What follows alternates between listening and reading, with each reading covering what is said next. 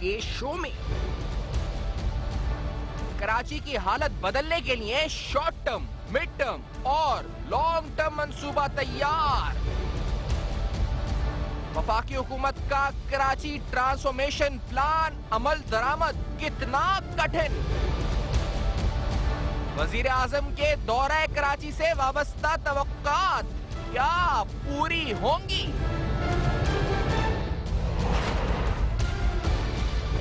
अस्सलाम वालेकुम। बस पर्दा हकाइक सनसनीखेज इंकशाफात प्रोग्राम बेनकाब में हूँ आपके साथ सैफान खान। आज और कल का दिन शहर कराची के लिए इंतहाई अहम है। आज प्रीलिमिनरी मीटिंग होनी थी यहाँ पर कराची में इस हवाले से गवर्नर हाउस में कि जो कराची ट्रांसफॉर्मेशन प्लान है उसके क्या जुजियात होंगे।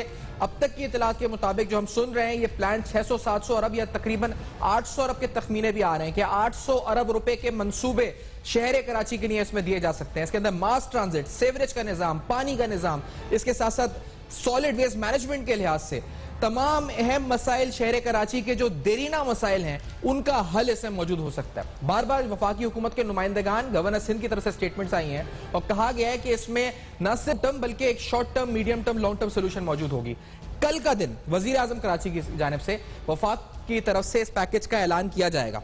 वजीर आजम इमरान खान गवर्नर और वजीर आला सिंध से मुलाकात भी करेंगे कराची आके, कहा जा रहा है। और जिस तरह मैंने कहा कि एक शॉर्ट टर्म, मिड टर्म और एक लॉन्ग टर्म पैकेज जो है इसमें कहा जा रहा है शहर कराची के मसाइल के लिए दिया जाएगा। वफाकी वज़रा और एनडीए में हुक्काम भी वजीर आजम के हमरा होंगे। इसके अलावा वजीर आजम अपने इत्तेहादियों से और ताजिर रहनुमाओं से और इसके अलावा एनडीए हुक्काम से भी मुलाकात करेंगे। तो कल का दिन शहर कराची के लिए इंतहाई अहम होगा क्योंकि सबकी नजरें, तमाम स्टेक होल्डर्स अहम तरीन कराची आए, इस हफ्ते विजिट किया, वो कायदे हिज़्ब इख्तिलाफ हों, आर्मी चीफ हों और इसके अलावा ताजिर रहनुमाओं से मुलाकातें, कंसेंसस बिल्ड हुए हैं। तो अहम हफ्ता रहा है शहर कराची के लिए और कल होने जाएगी वो अनाउंसमेंट। लेकिन इससे कबल क्या सियासी बयानबाजी का सिलसिला शुरू हो चुका है। एक बार फिर जो सिंध हुकूमत और वफाकी हुकूमत के आपस में इख्तलाफात हैं या सियासी इख्तलाफात हैं या फिर जो राब्तों का फुकदान है वो इसमें हो सकता है, रुकावट बन सकता है, ये प्रोग्राम में सवाल उठाएंगे। यानी ये जो पूरा एक उम्मीद बांधी जा रही है शहर कराची की और कराची के शहरियों की, क्या उस पर एक बार फिर पानी फिर सकता है? क्योंकि बिलाल भुट्टो जरदारी साहब की तरफ से आज स्टेटमेंट दी गई। हलीम आदिल शेख साहब ने जवाब भी दिया उस स्टेटमेंट का। पहले सुनते हैं बिलाल भुट्टो साहब ने सूबे सिंध के लिए फंड मांगने के हवाले से वफाकी हुकूमत के चंद वुज़रा के बयान का किस तरह जवाब दिया है। Let's hear this. उनके लोग हमारे ऊपर तंज करके कहते हैं कि सिंध को हम पैसा नहीं देंगे। इनको समझना चाहिए कि बाप का पैसा नहीं है, ये सिंध का अवाम का पैसा है। सिंध के अवाम के पैसे से उनका हुकूमत चलता है, उनका वफाक चलता है। और जब भी हम मुश्किलात में हैं, जब भी हम कुदरती आफात का सामना कर रहे हो, चाहे वो कोविड का ग्लोबल पैंडेमिक है जिसको हमने 100 साल बाद इतना बड़ा इशू नहीं देखा, चाहे वो हमारा तारीखी लोकस का हमला हो, चाहे वो हमारा सुपर मानसून्स हो, ये बयान मुसलसल वफाकी हुकूमत और वफाकी वज़रा से आएगा कि हम सिंध को पैसा नहीं देंगे। ये इससे वफाक का जो नुकसान होता है इन कठपुतलियों को अंदाज़ा ही नहीं है। इनको इस किस्म की अब बयानबाजी फौरन बंद करना चाहिए। मेरे साथ प्रोग्राम में हलीम आदिल शेख साहब, तहरीक इंसाफ के सीनियर रहनुमा डॉक्टर फारूक सत्तार साहब प्रोग्राम में साथ मौजूद हैं और जनरल मुनीरुद्दीन हैदर साहब भी साथ होंगे। फारूक सत्तार साहब, हमें उम्मीद है, सबको उम्मीद है, कल इमरान खान साहब आएंगे, बड़ा ऐलान करेंगे, बड़ा पैकेज होगा। लेकिन सिंध हुकूमत और वफाकी हुकूमत के आपस में जो सियासी इख्तलाफात हैं, जो सियासी बयानबाजी है और इसके अलावा जो राब्तों का फुकदान है, क्या इसमें कोई रुकावट हो सकता है डॉक्टर फारूक सत्तार साहब? मेरे ख्याल में अब तक जो सबसे बड़ी रुकावट रही है कराची के मसाइल को समझने और फिर उसे उसके सही तनाजुर में हल करने में, वो मेरे ख्याल में वफाक में पीटीआई की हुकूमत और यहाँ पीपल्स पार्टी की हुकूमत सूबे में और फिर बल्दियाती इदारों में एमके पाकिस्तान की नुमाइंदगी या उनका कंट्रोल, और फिर उसके नतीजे में हमने ये देखा कि ये कॉम्प्रिहेंशन या ये फहम में ये बात थी ही नहीं कि कराची की कौमी अहमियत क्या है, कराची पाकिस्तान की मईशत का मरकज है, कराची पाकिस्तान की तरक्की का इंजन है और कराची चलता है तो पाकिस्तान चलता। और कराची सिर्फ कराची वालों के लिए अहम नहीं है, चाहे उसकी आबादी आधी गिनी जाए 1,60,00,000 या पूरी गिनी जाए जो 3 करोड़ से ऊपर है, 3 करोड़ 20 लाख या 50 लाख, जिसको गुलजार अहमद शेख भी मानते हैं। साबिक core commander general Naved Mukhtar भी ये बात कहकर गए थे कि 3 करोड़ के लगभग है कराची की आबादी। तो मेरे ख्याल में ये पूरी तरह से कि अगर कराची से ही पाकिस्तान की मजबूती, इस्तेहकाम, पाकिस्तान की बका सलामती, पाकिस्तान की बेहतरीन खारजा पॉलिसी का दारोमदार कराची के जो सरगर्मियां है माशी और कराची का जो एक जो कराची की जिंदगी है वो हमारी बेहतरीन खारजा पॉलिसी की जमानत है। इसी तरह कराची हमारी दिफा, बका, सलामती वो कराची के मरून मिन्नत है, हमारा दाखिली इस्तेहकाम। तो ये मेरे ख्याल में अब अगर 600, 700, 800 अरब की जो आपने अभी एंड्रू में कहा, तो मुझे हैरत है कि कोई भी पार्टी जो मरकज में है, चाहे वो PMLN की, चाहे पीपल्स पार्टी के जमाने में, आज PTI है, तो ये इतनी गैर मामूली बारिशें हों, 10-15 सालों से क्लाइमेट चेंज, मौसमों की तब्दीली, इंतहाई मौसम, और उसके बाद मतलब ये बारिशें जब सबकी कलई खोल दे और सबके कपड़े उतार दे, तो उसके बाद यानी जो कराची वाले कह रहे थे, जो MQM के सियासी लोग चले, MQM पर जो भी आप इल्जाम लगा दें, चाहे वो माजी की MQM, जो आज की MQM, या MQM के जो मुख्तलिफ जो आपको धड़े नजर आते हैं, लेकिन बात तो वही है ना कि भाई 30 अरब रुपए कराची को मिलते हैं मरकज से और सूबे से, और कराची इन दोनों को 3,000 अरब रुपए देता है, और अगर उसे 300 अरब भी सालाना ना मिले तो बात ये वन टाइम पैकेज की नहीं कि हम 800 अरब, आप रेगुलरली गए हर साल के बजट में आप कराची को क्या एलोकेट करेंगे। और ये अप्रोच सही है कि अब डायरेक्ट मरकज से पैसे देना होंगे, और अगर सूबों को वसाइल 7वें कौमी मालियाती कमीशन में ज्यादा चलेगी तो ये मेरी प्रोपोज की हुई तजवीज और फार्मूला है कि आर्टिकल 160 के क्लॉज 2 सब क्लॉज डी के तहत नया 8वां कौमी मालियाती कमीशन फिलफौर बना के मरकज से कराची, लाहौर, पेशावर, कोयटा और पाकिस्तान के सारे छोटे बड़े शहरों को अब बराह रास्त वहां से फंडिंग होनी चाहिए, और हर साल कम से कम 300 अरब। तो अगर 300 अरब हर साल देते हैं, 4 साल में 1200 अरब है, आपके 65 करोड़। तो फारूक साहब, आप कह रहे हैं वन टाइम पैकेज नहीं, आप कह रहे हैं वन टाइम पैकेज नहीं, कराची को ओवरऑल एनुअली आप कह रहे हैं कि फंड्स देते हैं, वन टाइम पैकेज की जरूरत नहीं है। एक ब्रेक लेते हैं नुक्ते पे, और कुछ आईनी नुकात की बात भी कर रहे हैं। निजाम की भाई, ये सलीम अली शेख साहब से पूछेंगे कि हमारी तवक्कुआत क्या होनी चाहिए इस पैकेज से, और बिलखुसूस क्या CM सिंध इमरान खान साहब से, वज़ीर आज़म साहब से मिलेंगे या नहीं मिलेंगे, इस पर भी सवाल पूछते हैं, क्योंकि ये छोटी छोटी बातों पर इख्तिलाफ हो जाता है। इस ब्रेक के बाद बेनकाब में मैं साथ रहेगा।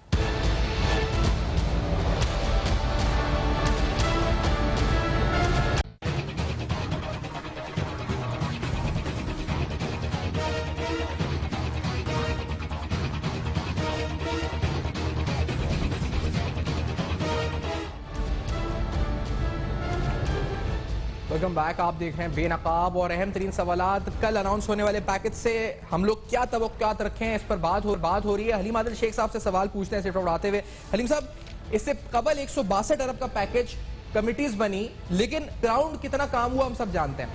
ये पैकेज किस तरह मुख्तलिफ होगा, जो अमल दरामद होगा, जिन चीजों में अनाउंसमेंट होगी, किस तरह इसको यकीनी बनाया जाएगा, और क्या है इस पैकेज में, क्या तवक्कुआत रखें हलीम साहब? देखिए, 162 अरब की जहां बात करते हैं वो एक अनाउंसमेंट थी, लेकिन उसके बाद सिंध गवर्नमेंट ने 18वीं तरमीम को बीच में लेकर आ गए कि जी ये तो हो नहीं सकता, सिर्फ हमें पैसे दे दें आप। उसके बावजूद काफी काम हुआ। लाजिम आपको पता है कि ग्रीन लाइन के ऊपर पैसा खर्च हुआ, ये 3 फ्लाईओवर्स के ऊपर पैसा खर्च हुआ, वो जो फायर टेंडर्स के पैसे दे दिए गए, लाजिम ऑर्डर किया जाता है, बाद में तैयार होकर आ रहे होते हैं चूंकि स्पेशल है। मेरा मतलब है कि बहुत सारे पैसे उसके अंदर से खर्च हुए हैं, लेकिन हम आगे बढ़ते हैं। अब आगे बढ़ते हुए कहते हैं कि अब चूंकि सुप्रीम को आगे की बात करते हैं, सुप्रीम कोर्ट के ऑर्डर्स के बाद ये कमेटी बनी है। सुप्रीम कोर्ट ने तो कहा था कि सारे नाले भी साफ करें, इसके अलावा बहुत सारे काम देंगे। उसके बाद सिंध गवर्नमेंट को परेशानी लगी, ये तो हमारे पास से गया सारा कुछ। अब ये कमेटी बनी है, लाजिम बात है कि सिंध गवर्नमेंट का जो रोल मौजूद है उसको सामने रखते हुए कमेटी बनी है, और इंशाल्लाह कल तफसीलात सारी तकरीबन हमारे पास है, लेकिन प्राइम मिनिस्टर साहब खुद आकर अनाउंस करेंगे। और अगर इसी कोऑर्डिनेशन को जारी रखा सिंध हुकूमत ने, जो कि कमेटी में बात हुई है जिसमें तमाम अहम इदारे, फेडरल गवर्नमेंट, सिंध गवर्नमेंट सब ऑन बोर्ड है, तो फिर ये बेल मंडे चढ़ जाएगी।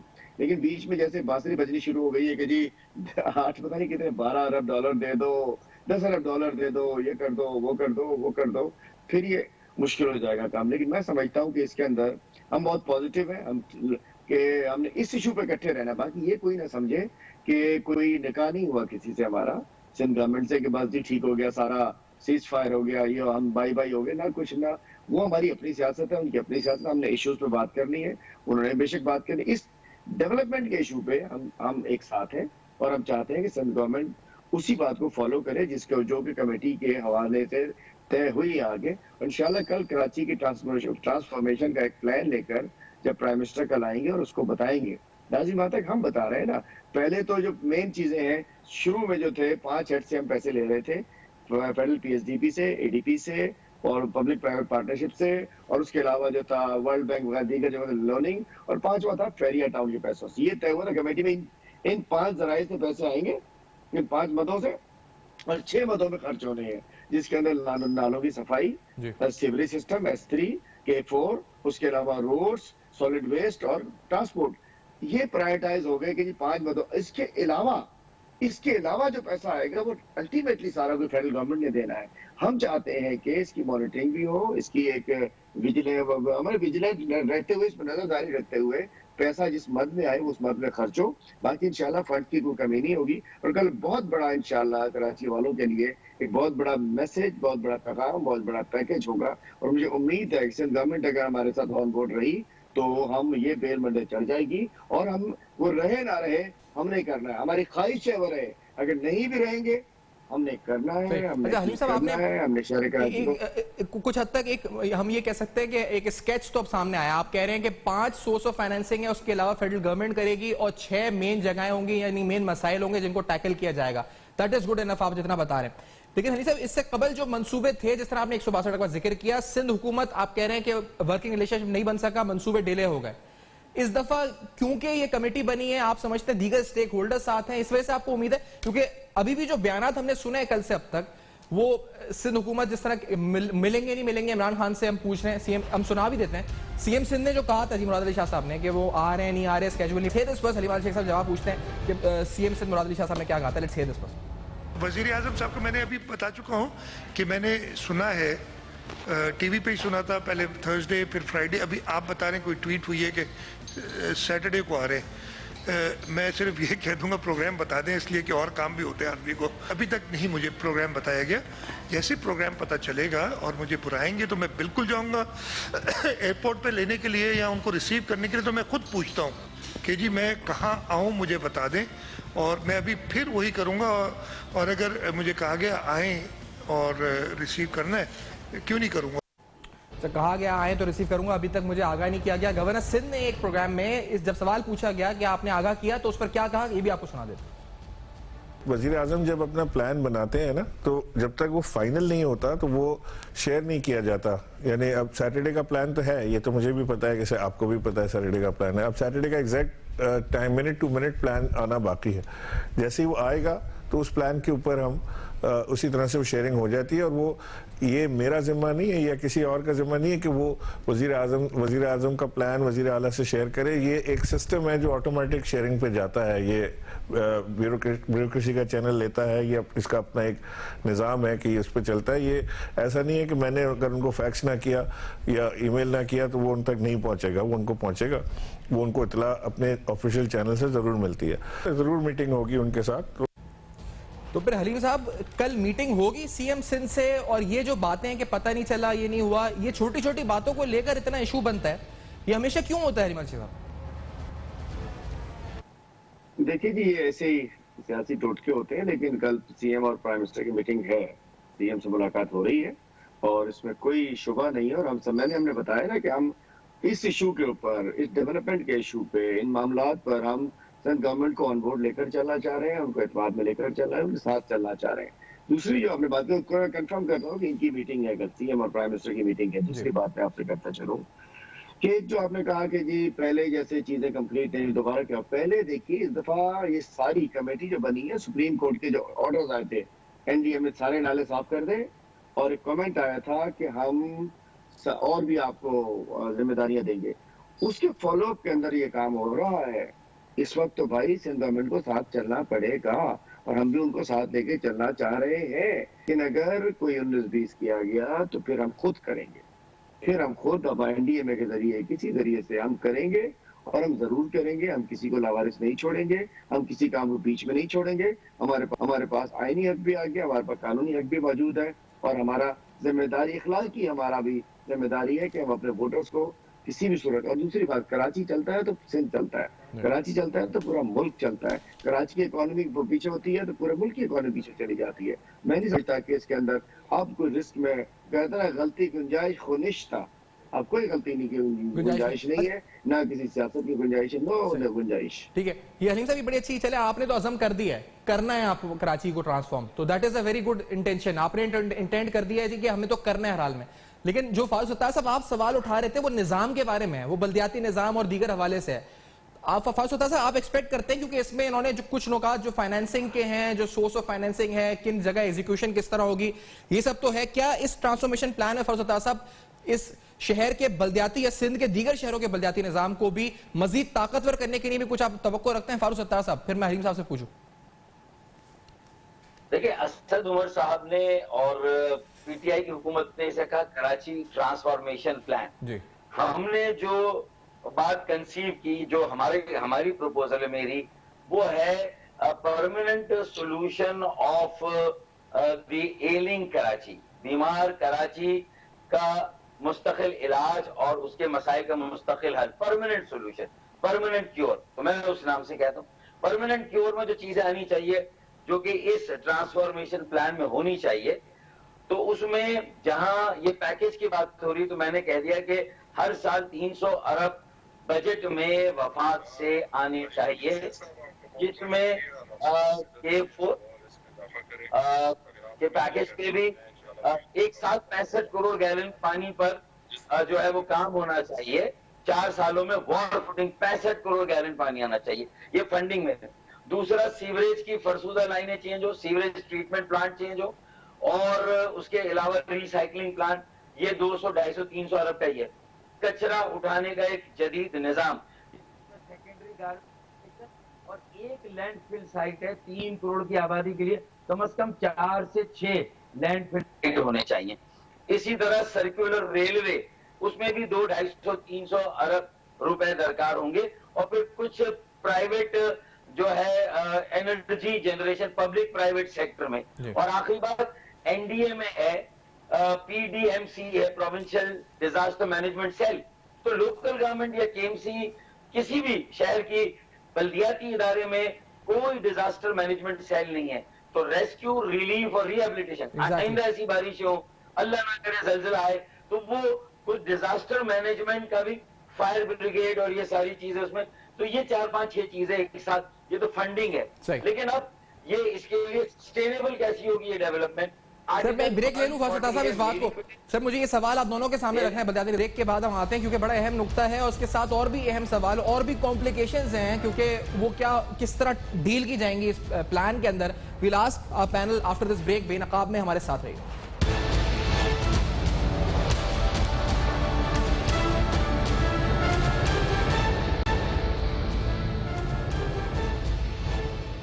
Welcome back. आप देख रहे हैं बेनकाब। अहम 3 सवालात शहर कराची के हवाले से। कल एक बड़ा पैकेज अनाउंस होने जा रहा है, इस पैकेज में हम क्या उम्मीद रखे हैं, इस पर हम सवाल उठा रहे हैं। बात हो रही थी बल्दियाती निजाम की। ये रोना हम सुनते रहेंगे कि मेयर के पास इख्तियारात नहीं है, क्योंकि शहर कराची का मैंडेट बड़ा कॉम्प्लिकेटेड है। पीपल्स पार्टी, उसको जरूरत नहीं होती कराची के वोट की हुकूमत बनाने के लिए। यहाँ के लोगों ने एमक्यूएम को वोट दिया, मेयर बन गए, वो ये रोते रहे कि इख्तियारात नहीं है। एमएनए एमपी के वोट पीटीआई को दिए, वो वफाकी हुकूमत हो गई। ये एक अजीब से कॉम्प्लिकेटेड स्टेटस इस शहर का बन गया। हलीम साहब, इसको डील करने के लिए क्या इस पैकेज में, ट्रांसफॉर्मेशन पैकेज में कुछ होगा इसको टैकल करने के लिए, कि आइन की रूह के मुताबिक एक लोकल बॉडी सिस्टम आ जाए? देखिए, एक तो ओवरऑल एक मास्टर प्लान भी कराची का बनना है, दूसरा आइन की रूह के हवाले से सेक्शन 140A की दरखास्तें एमक्यूएम की भी पड़ी है और हमारी अपनी पड़ी हुई है कि हम चाहते हैं कि सुप्रीम कोर्ट अगर हम मजीद एलोबरेट कर दे कि आइन का 140A क्या कहता है, क्योंकि उसमें 3 टीयर्स का जिक्र है, लेकिन तीसरे टीयर को जरा एलोबरेट करने की जरूरत है, उसमें मजीद वाज़ेह नहीं हो रहा, उसका ही फायदा सिंध गवर्नमेंट उठाती है। तो हमें उम्मीद है कि इंशाल्लाह सुप्रीम कोर्ट इसके अंदर अपना हमें जरूर सुनेगी और उसके बाद कोई ऐसा फैसला आ जाएगा कि जिसके अंदर सूबाई हुकूमतें पाबंद हो जाए लोकल गवर्नमेंट सिस्टम के मजबूत करने की और एक मजबूत मेयर आ जाए इसके जो बाख्तियार हो, वसाइल से भरपूर हो, ताकि वो रिजल्ट दे सके।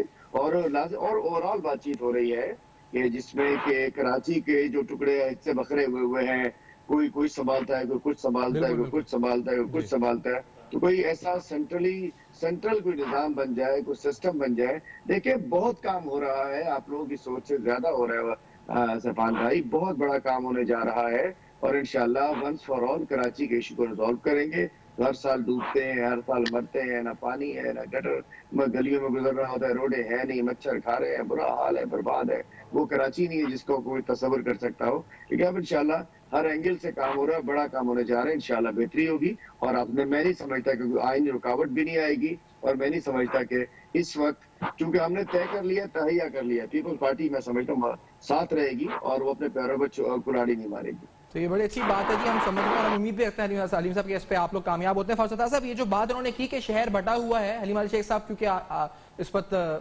राब्ता मुनक़ता हुआ है, फरसता साहब मुझे बताइएगा कि अब ये जो आगे जाकर कॉम्प्लिकेशंस हैं शहर की, ये जिस तरह उन्होंने कहा कि इन्होंने काम कर लिया है, आप खुद भी इस शहर को समझते हैं, मेयर रहे हैं, सियासी मामला समझते हैं, ये पैकेज आता है मिसाल के तौर पे 800 अरब रुपए का, इसकी इंप्लीमेंटेशन के ऊपर फिर वही सवालात के ये इलाका तो कैंटोनमेंट का है, ये इलाका जी इस वक्त शहरी हुकूमत जिला हुकूमत का है, ये इलाका फरा प्राइवेट कॉलोनी है, और तो इसी में बढ़ जाएगा। ये जो प्रोजेक्ट्स अनाउंस होंगे, सिंध गवर्नमेंट और वफाकी की कोऑर्डिनेशन हो भी जाए तो in the end on ground तक पहुंचते पहुंचते ये इंप्लीमेंटेशन कैसे होगी? फरसता साहब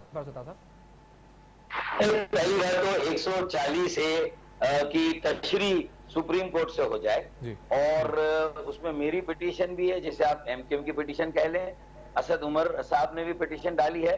तो इससे कम से कम ये जो निकासी आप, फरहमी आप, फिर जो लैंड डेवलपमेंट है कि KDA, LDA, MDA, land control बहुत इंपॉर्टेंट है, उसके बाद बिल्डिंग कंट्रोल है, उसके बाद हाउसिंग टाउन प्लानिंग है, मास्टर प्लान है, सॉलिड वेस्ट मैनेजमेंट है, इंफ्रास्ट्रक्चर बोर्ड एक हुकूमत सिंध ने बनाया है।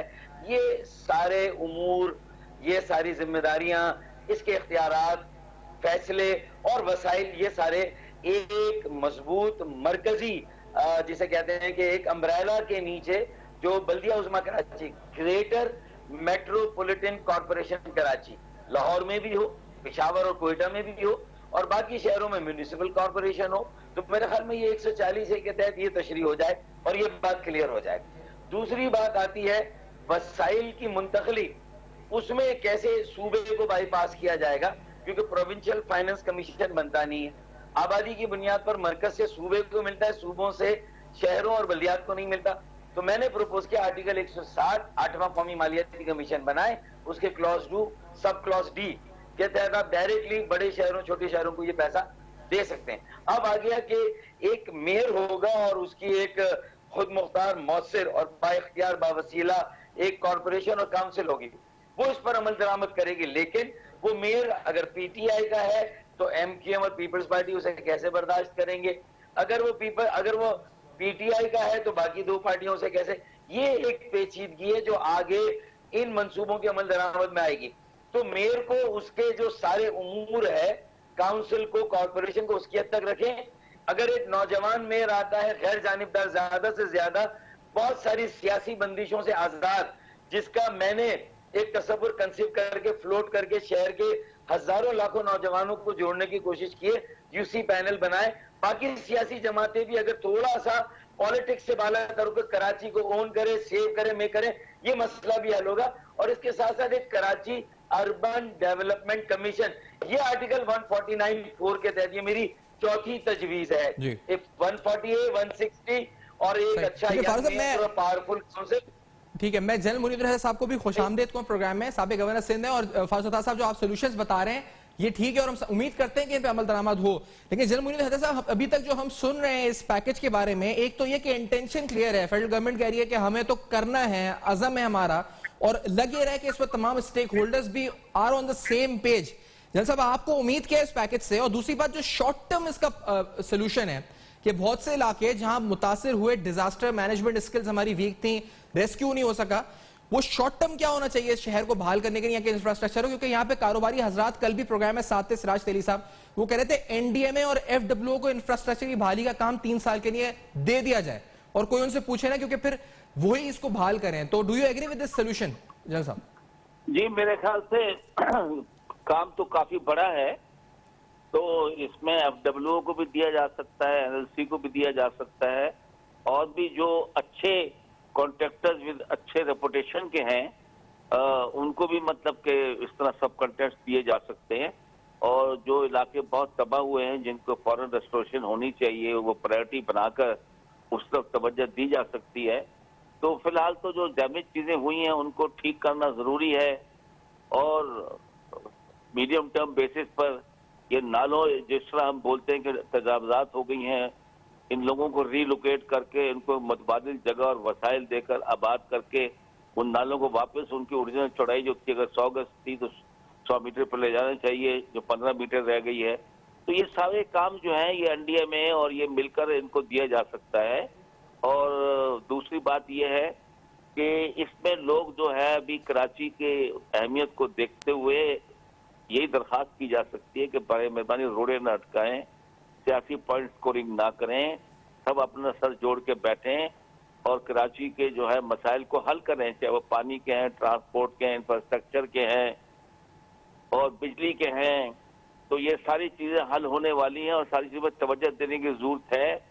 और सबसे जरूरी बात यह है कि लॉन्ग टर्म बेसिस पे कराची में एक strong city government metropolitan corporation का होना जरूरी है, जिसको लॉ सपोर्ट करता हो, जिसके लिए लोकल बॉडीज एक्ट जो बना हुआ है। माजरत हूं आपको इंटरप्ट कर रहा हूं, लेकिन आपने जो अभी एक बात की, इसमें सब में अहम बात यह है कि सियासी पार्टियां इसमें जो है रोड़े ना डालें, इसको हिंड्रेंसेस ना डालें।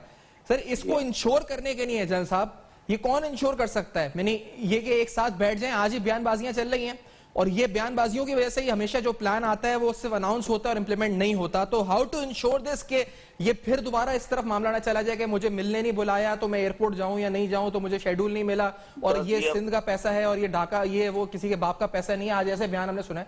ये किस तरह से इंश्योर हो सकता है जनरल साहब? देखिए, सबसे पहले तो यह है कि जो इस वक्त डैमेज हुआ है जी, ये गैर मामूली बारिशों की वजह से इंफ्रास्ट्रक्चर तबाह हुआ है, उसकी बहाली जरूरी है ताकि नॉर्मल लाइफ जिंदगी की, इंडस्ट्री की, लोगों की दफ्तर जाने की बहाल हो जाए। तो उस पर एक शॉर्ट टर्म इमीडिएट प्लान बनना चाहिए और उसके लिए जिस तरह आप भी इस प्रपोज कर रहे हैं और मैं भी इसको प्रपोज कर रहा हूँ कि एफडब्ल्यूओ और एनडीएमए मिलकर ये काम कर सकते हैं। उनको आप सियासी तौर पर ना इन्फ्लुएंस होते हैं, वो अपने काम से काम रखते हैं। तो ये काम इस तरीके से हल हो सकता है कि एक दफा जो मंसूबे हैं उस पे सबके जो है राय आ जाए, सब स्टेक होल्डर्स की, सब उस पर एग्री कर जाएं कि K4 को किस तरह तेज करना है, कराची सदर रेलवे को क्या करना है।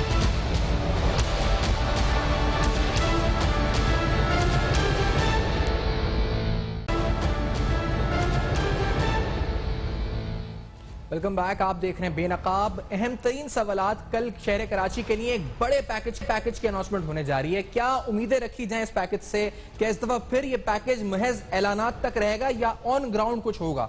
700 या 800 अरब का पैकेज, इसकी तफसीलात मंजर-ए-आम पर लेकर आए कि किस तरह से इसमें सोर्स ऑफ फाइनेंसिंग होगी और किन अहम प्रायोरिटीज पर यह फाइनेंसिंग जो है वो चैनल की जाएगी। साथ साथ जो कोऑर्डिनेशन सिंध और वफाक की होगी वो किस तरह से मुमकिन होगी? क्या कोई हर्डल्स और सियासी इख्तलाफात की वजह से ये पैकेज भी सियासी इख्तलाफात की नजर तो नहीं हो जाएगा? ये बड़ा अहम सवाल है। हम अफोर्ड नहीं कर सकते मजीद सियासी इख्तलाफ इस पैकेज के ऊपर तो नहीं, कम अज कम तमाम स्टेक होल्डर्स को एक होकर इस शहर को बचाना होगा। ये पाकिस्तान की नेशनल सिक्योरिटी के लिए अहम तरीन सवाल है, यहाँ की इकोनॉमिक सिक्योरिटी के लिए बड़ा अहम तरीन सवाल है। इसी नोट पर प्रोग्राम को वाइंड अप करते हैं। For feedback on our Facebook, emails and Twitter, आपके सामने फ्लैश कर रहे हैं एड्रेसेस। देखते रहेगा अब तक, अपना बहुत ख्याल रखिएगा।